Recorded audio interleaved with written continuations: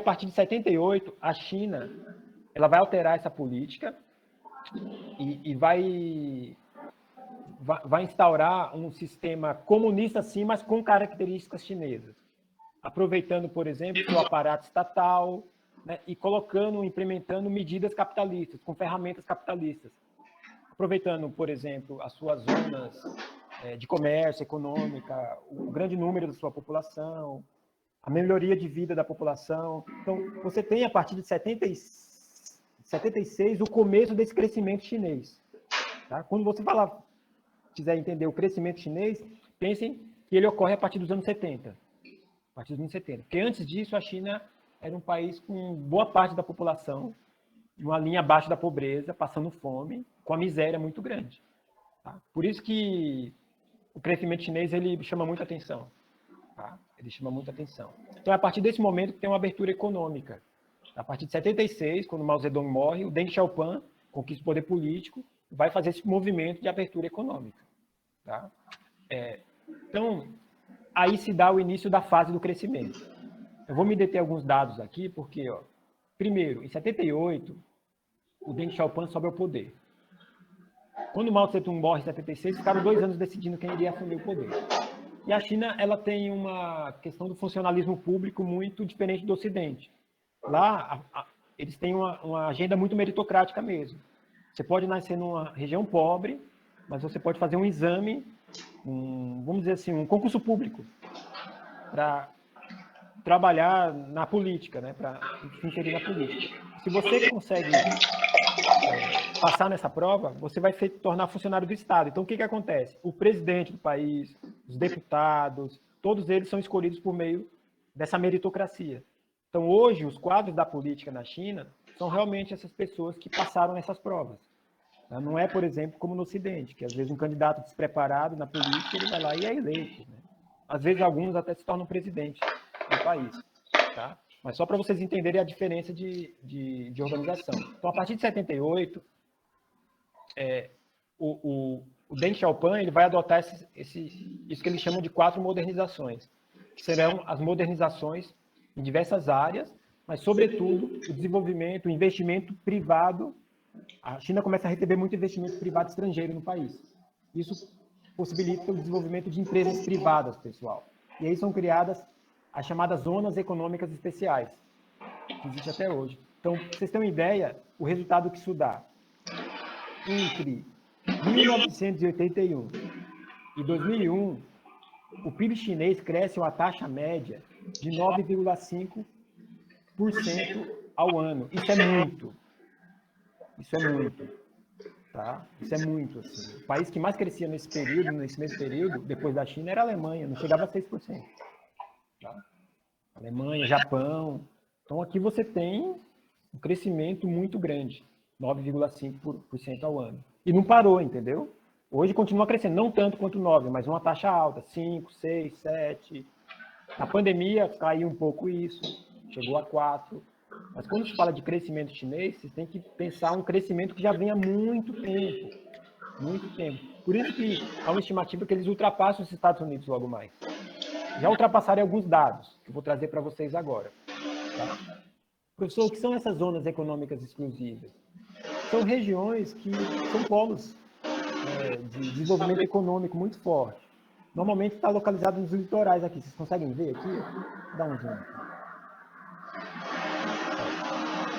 Zonas econômicas especiais. Eu falei exclusiva, tá, gente? É especial, desculpa. Zona econômica especial. Z também, ó. Essas regiões todas, ó. Xangai, região portuária, né? Xiamen. Né? Com certeza, se vocês estão assistindo essa aula no celular, com certeza o celular foi fabricado numa dessas zonas econômicas especiais. Tá? Gangong, essas zonas todas aqui. Normalmente que... Né? Aqui tem um mapa mais detalhado das zonas econômicas especiais, que, de certa forma, elas são responsáveis por 22% do PIB da China. Isso é muito, pessoal. E os investimentos estrangeiros, que é países de fora que vai investir na China, porque sabe que aumentou o número da classe média chinesa, aumentou o número de milionários na China, então é um país que está consumindo muito. Então as empresas estrangeiras querem investir no país.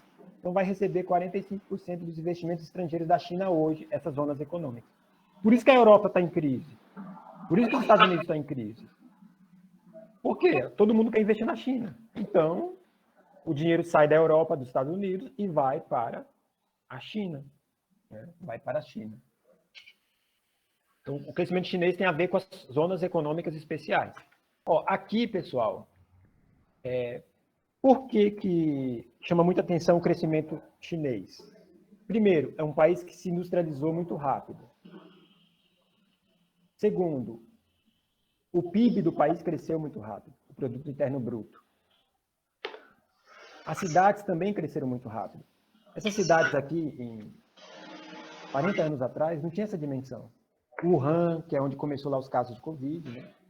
Chengdu, estou falando de cidade de 13 milhões, Shenzhen, 13 milhões, Beijing, uma cidade, Beijing é quase o tamanho de Angola, né? Se bem quanto está a população de Angola hoje, acho que é 30 milhões, né? Enfim, tem províncias na China que é o tamanho de um grande país, da África, né? Pra vocês terem uma ideia, Los Angeles tem 15 milhões de habitantes. Beijing tem 19 milhões. 19 milhões. Beijing é Pequim. Shenzhen, 13 milhões. Tianjin, 13 milhões. Chengdu, 12 milhões. Então, são todas cidades muito populosas, né? População muito grande. Isso acaba circulando muito comércio nesses lugares. Tá? Pessoal, sem mais delongas, esses dados vocês têm eles bem específicos, tá? Para vocês estudarem mesmo. Ó. Aqui está o PIB chinês, 14,7 milhões. Então, tomem cuidado com esses dados, porque vocês veem assim, Estados Unidos, 20 milhões.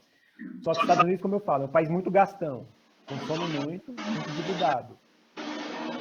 E a forma da economia norte-americana se expandir é muito a partir de guerras, por meio de guerras, que justifica o apoio dele a golpes militares, intervenções no Oriente Médio, avanço da OTAN e tal. A China ela já tem pautado sua agenda econômica pelo multilateralismo, né? Se inserir em fóruns multilaterais, os BRICS, por exemplo, entendeu? O Acordo Transpacífico. Então a China ela tem uma característica, ela não busca intervir na política dos países. O couro pode estar comendo no país e ela está lá sem se manifestar. É uma característica deles. Tá? Se é melhor ou pior, não sei. Aqui eu sou um analista. Né? Eles vão lá e beleza. Faz comércio com o Afeganistão, com a Coreia do Norte. 80% do produto que a Coreia do Norte vende é para os chineses. Entendeu? Então eles não estão ligando, não. Tá? É um grande parceiro comercial dos Estados Unidos. Veja, ora bem, né? Quem diria, né? O Trump queria acabar com o comércio com a China, né? Queria reduzir. A China parou de vender alimentos. A população norte-americana começou a entrar numa onda ali de ameaça de afetar a segurança alimentar do país. Aí o Trump voltou atrás rapidinho. Então, só para vocês entenderem como é a geopolítica, né? Não é uma coisa tão óbvia assim. Não é um jogo de bem contra o mal. Né? Isso daí é um pouco um realismo, né? Uma forma mais pragmática de lidar com as coisas. Tá? Aqui, só para vocês terem uma ideia, onde estão concentradas as indústrias na China. Indústria siderúrgica, quadradinho. Metalúrgica, quadradinho vermelho. Equipamentos, triângulo verde. Química, triângulo roxo e têxtil. Está muito espalhada, né? Claro, mais para a região ao leste. A região aqui ao oeste, ela é muito ainda rural. É muito rural. E tem alguns problemas de fronteiras, a China, com a Índia, com o Tibete. A gente pode falar disso numa outra aula. Tá? E aqui, gente, tem dados aqui para vocês deitar e rolar aí. Por exemplo, China é o primeiro parceiro comercial de 20 países, maior fluxo de comércio internacional, 4,6 trilhões, o que mais? Responsável por 13% de toda exportação no mundo, responsável por 11% de toda importação, superávit comercial com o mundo, ou seja, a China é o país que mais vende para o mundo do que compra. Né? Porém, que o Brasil tem déficit, então eles mais compram do Brasil do que o Brasil compra deles. Então, a gente está na vantagem aí. Enfim, para vocês terem uma ideia, esses dados. Em 49, estima-se que mais de 90% da população da China, em 49, não tem muito tempo isso, para um historiador. Em 49, mais de 90% da população da China estava abaixo da linha de pobreza. Em 78, estima-se que esse número cai de 90% para 26%.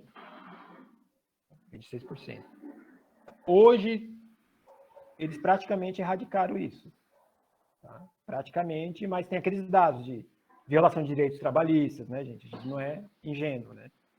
Isso tem, mas reduziu muito. Então, o objetivo da China agora, para o futuro, é melhorar a qualidade de vida da população. Porque, não é porque eles são lindos, maravilhosos, não é por isso. Porque o comércio internacional é uma das exigências da OIT, da Organização Internacional do Trabalho. Tem que ter legislação trabalhista, tem que ter direitos trabalhistas. Tá? Ou seja, enquanto o Brasil está tirando isso, né, outros países estão implementando isso. Tá? Produção industrial, segundo maior produção industrial do mundo, primeiro maior em veículos, maior exportador e produtor de computadores, de ar-condicionado, semicondutores, maior produtor de celulares, 70% dos celulares do mundo saem da China, terceira maior produção farmacêutica, quarto maior em produção industrial do mundo, segundo maior frota de aviões, 20% do mercado de alta tecnologia já está na China. Enfim, você tem muitos dados aqui para você justificar, por exemplo, numa prova, ou para saber que se cai uma questão, você saber que a China, ela... Aí você fala, professor, mas por que vocês falam da China como relação sul-sul? Por que ela está no BRICS? Por que está Índia, Brasil? Né? Porque a China, ela se percebe internacionalmente como mais próximo de países das periferias, emergentes, do que os países já como potência, entendeu? Isso é parte da política externa deles. Ele se sente, por exemplo, mais... ele se identifica mais em termos de agenda com países como Brasil, Índia, Coreia do Sul, do que países como Estados Unidos, como França, porque a política deles é muito via multilateralismo. Então, embora seja uma potência, vocês podem ver alguma notícia dizendo que um país emergente, porque foi muito rápido esse crescimento. Mas eles se veem muito como um país emergente, tá? Talvez porque faça parte da diplomacia deles. Aí tem esse dado, gente, que talvez seja algo que possa cair numa prova, que é a fronteira tecnológica chinesa, o 5G, chamada internet das coisas.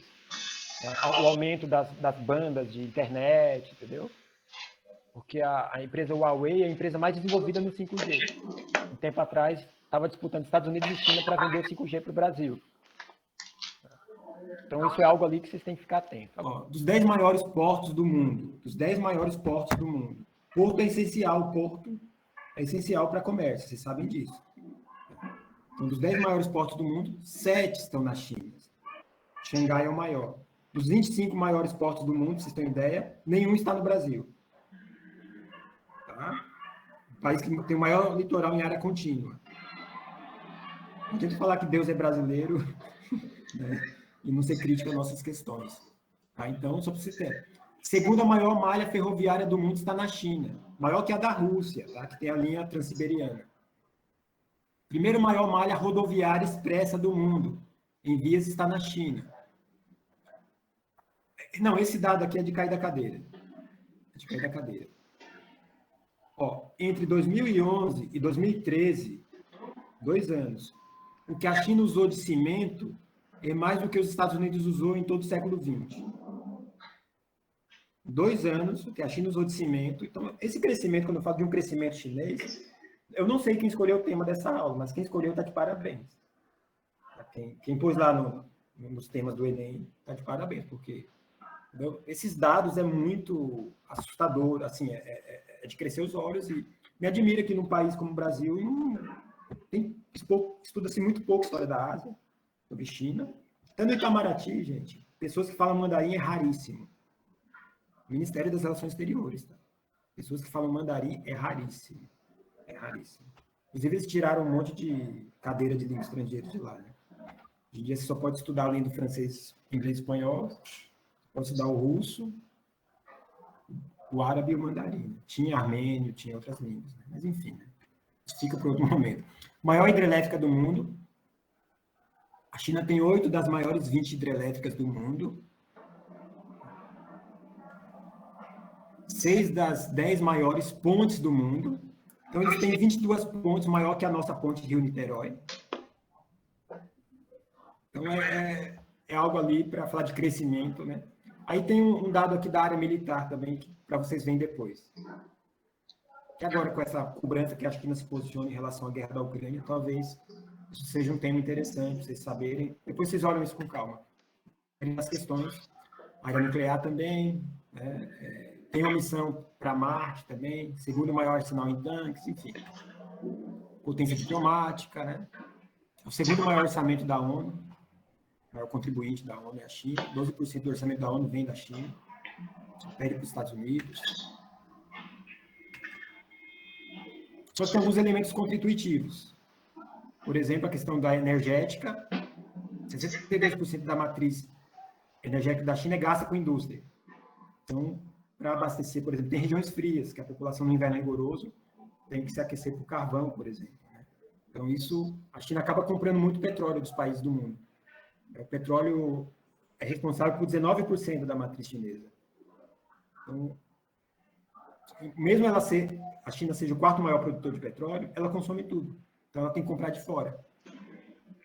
Ela produz 5 mil milhões de barris dia, mas utiliza 15 milhões. Né? Então, é o maior importador de petróleo do mundo.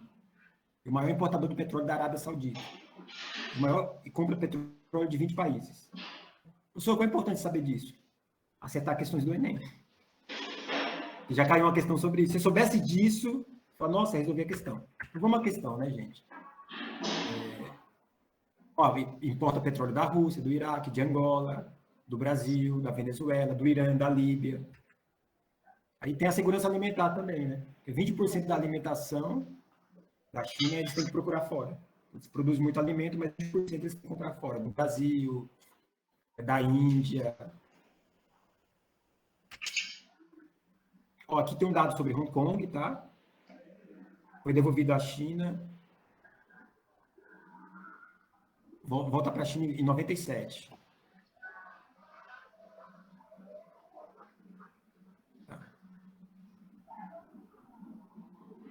Em 2021, tem projeto de lei que permite instalação em Hong Kong de escritórios de agência de inteligência da China. Então, é uma marca de reaproximação.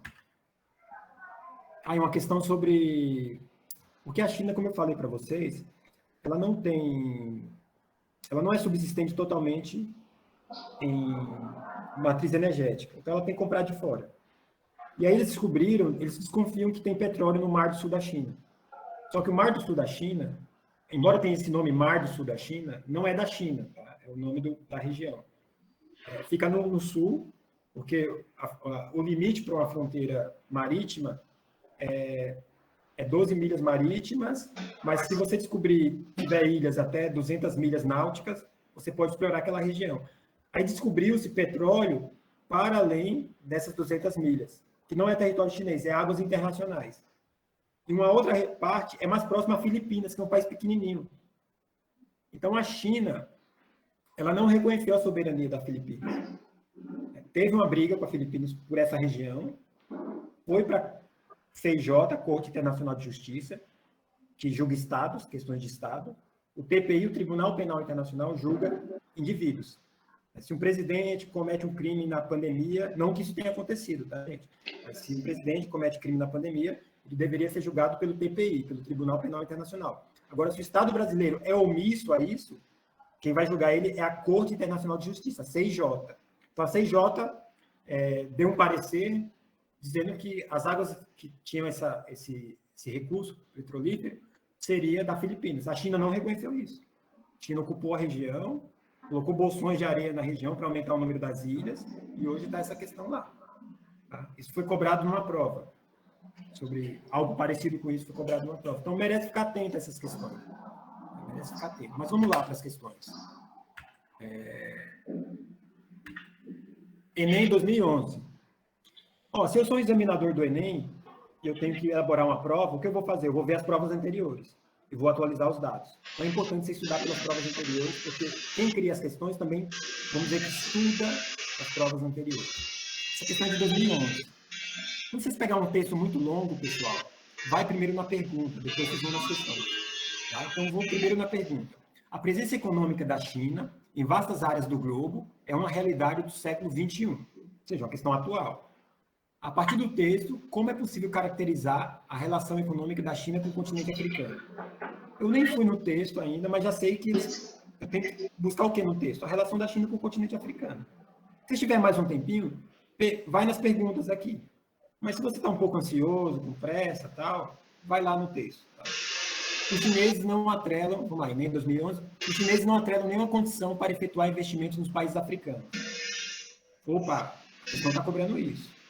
Estão falando que os chineses eles não têm nenhuma condição para efetuar investimento no país africano. Beleza. Outro ponto interessante é a venda e compra de grandes somas diárias, posteriormente cercadas. Por se tratar de países instáveis e com governos ainda não consolidados, teme-se que algumas nações da África tornem-se literalmente protetorados. Primeiro, eu acho que em 2021 eles não usariam esses termos. E avançamos nesse sentido. Aqui tem um trecho desse autor, muito derivado de afropessimismo, né? Países instáveis, espera aí, tem 55 países no continente africano, está falando que tudo é estável? Sério mesmo? Quem está em guerra agora? É a Rússia, a Ucrânia, né? É a OTAN, enfim.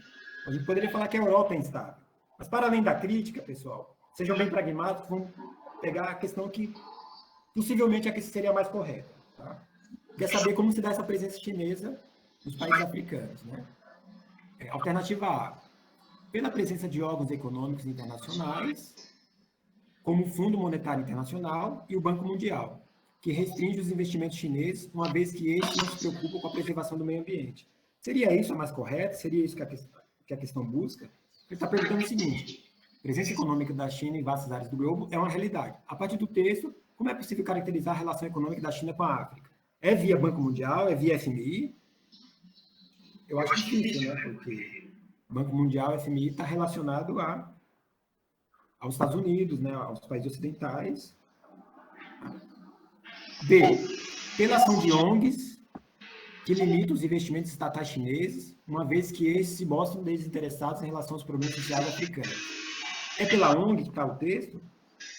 Quando a gente fala de investimento estrangeiro direto, pessoal, é o país que está investindo. Tá? Investimento estrangeiro direto é o país. Alternativa C. Pela aliança com os capitais e investimentos diretos realizados pelos países ocidentais, promovendo o crescimento econômico de algumas regiões desse continente. Eu falei para vocês que a China rivaliza com alguns países ocidentais, como Estados Unidos, França. Você acha que eles vão investir na África por meio de parceria com a França, com os Estados Unidos? Não, né? D. Pela presença cada vez maior de investimentos diretos, o que pode representar uma ameaça à soberania de países africanos ou manipulação das ações desses governos em favor dos grandes projetos. O que vocês acham dessa alternativa? Eu acho que é a menos errada, né? Eu acho que seria a correta. Porque, realmente, é um investimento direto que a China faz e o texto dá a entender que isso pode ser uma ameaça aos países, porque o autor do texto, não é o Vitor que está falando, não é a Sabrina, é o autor do texto, olha lá, esse Brancone, ele acha que são países instáveis que a China pode ameaçar a soberania desses países. Tá? A resposta correta é a D.